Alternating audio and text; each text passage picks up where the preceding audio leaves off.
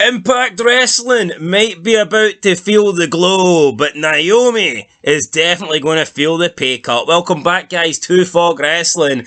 And we have some, well, I can't call it breaking news because it hasn't broken yet, but there are rumours and there are reports that Naomi is going to join Impact Wrestling. Now, not sure it'll be a long deal. It could just be a couple of nights, maybe a temporary deal. Who knows? But could we see Naomi turn up at Impact Wrestling, formerly known as TNA? Well, for her career, she'll be hoping no, because going to TNA would be an absolute disaster. But PWInsider.com is reporting that Trinity Fatu, formerly Naomi in WWE, will debut for the company at the tapings, and it will not be a one-night appearance.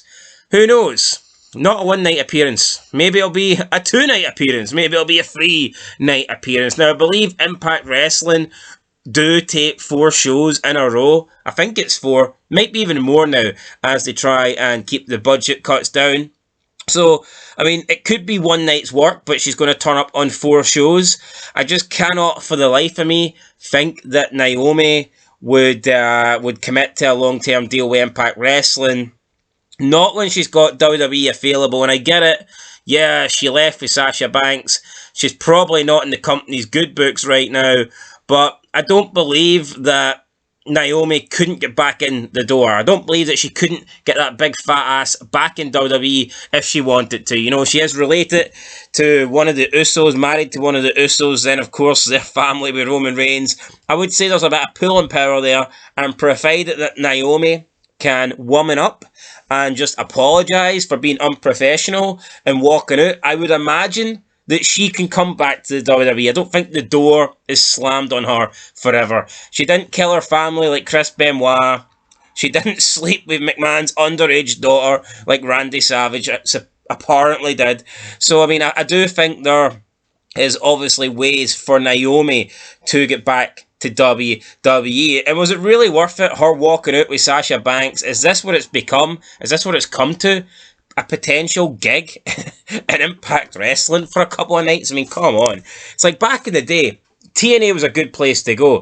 TNA was a great place to go. You know, you worked less dates, still relatively big company, seen in about, 2 million? We're doing like, $1.5 million regularly. Sometimes got 2 million on Spike TV. You know, it felt like an actual number 2 to WWE. It felt like a legit number 2 company in America, especially when you had the likes of Kurt Angle joining, and TNA just felt big. And then of course Hogan and Bischoff came in, and while not WWE's always been number 1, back then TNA was a respectable number 2.